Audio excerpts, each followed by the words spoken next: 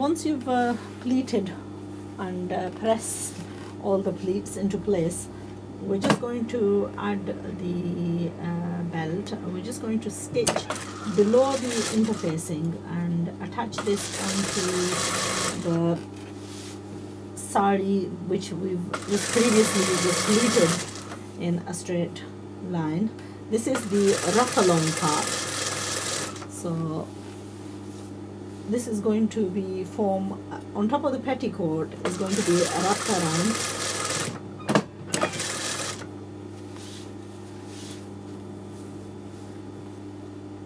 Now, as I mentioned earlier, the sari wearers don't recommend pleating the sari because they know how to hold, do the pin and tuck pleats and then hold them in place as well.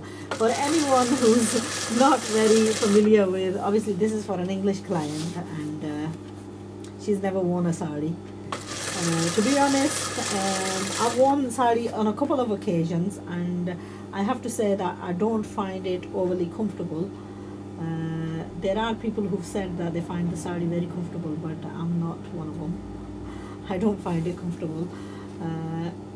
It's probably due to the fact that it's not our traditional wear, and on the few occasions that we've worn it, we've not really. You need to get used to something in order to appreciate it fully. So here, this is where the form of the pleats are. And the secrets of the pleats is that all the pleats have to be on an even balance, and if any pleat tends to fall out of the equation, if it's not held in place, then the whole pleating of the sari will actually dysfunction. So here we're just going to go to where the embroidery starts and then just basically break off the my thread ran out. So much for that. That always happens in the mid stuff. I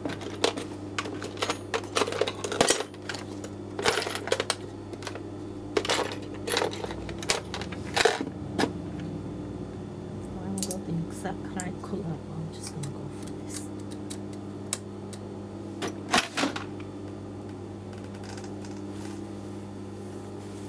Okay, so let's go back.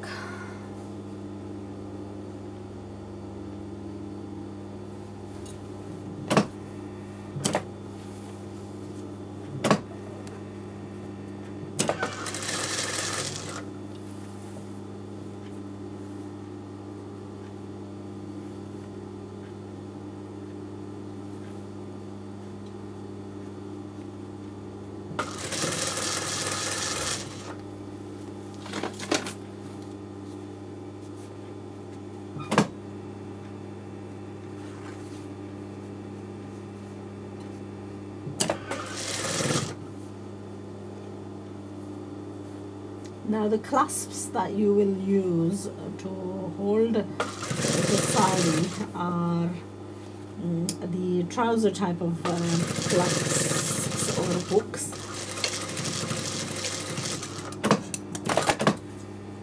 I'm going to have a search to find them.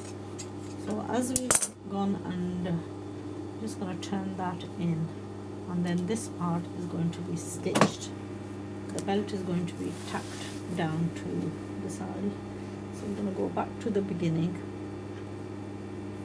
fold the edge,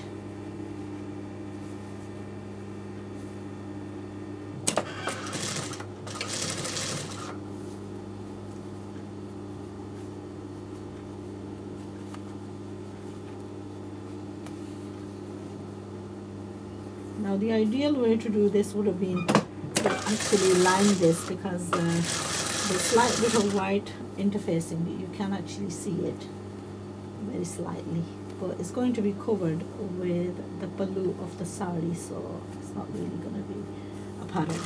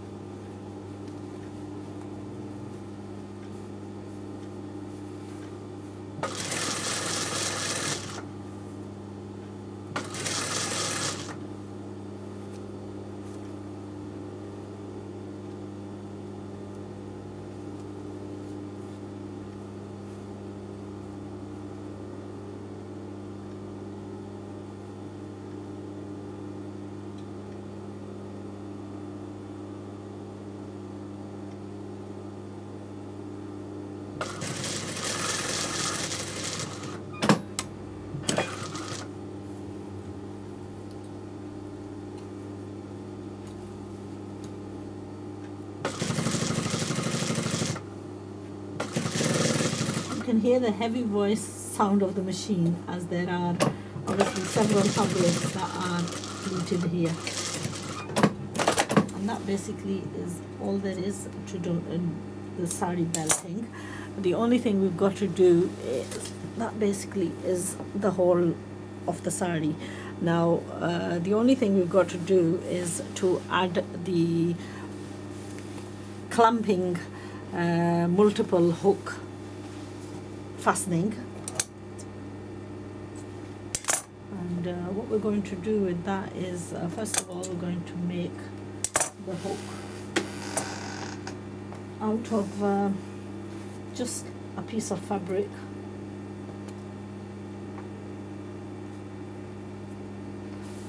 You need quite a lengthy piece of fabric. It's just one piece that I'm just going to take.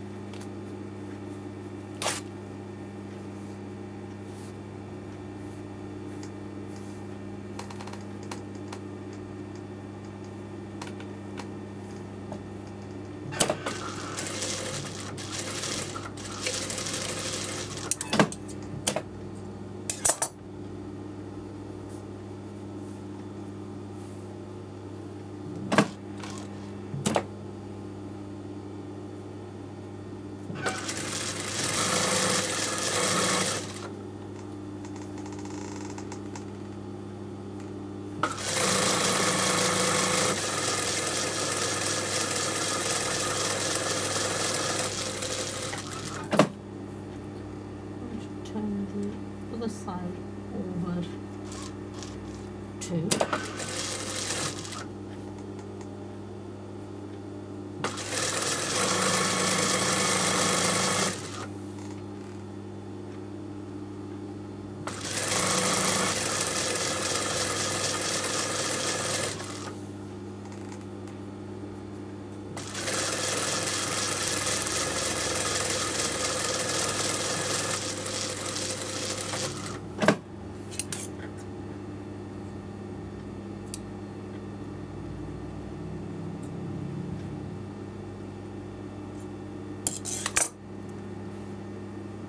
So next thing is to do like folds in the fabric that will create like a looping so that these are used as fasteners, and this actually creates multiple sizes.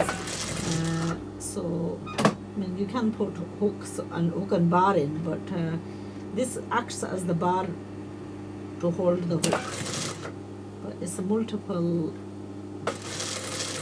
use one where you can actually do fastening on quite. So all you're doing is basically just pinning and hooking and seaming. So it's a tuck seam procedure.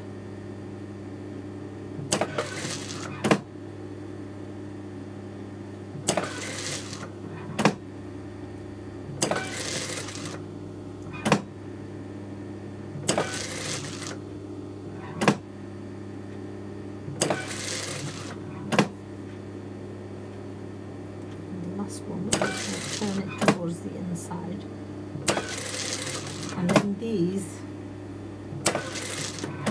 and I would recommend doing like a couple of seams on these, because they do take a lot of hard pulling, and the last thing you want to do is to have your seaming tearing up where it's supposed to hold the sari in place. So once this has been closed off, I would recommend to do like several seams on this. So like on joints, do like a forward and reverse stitching.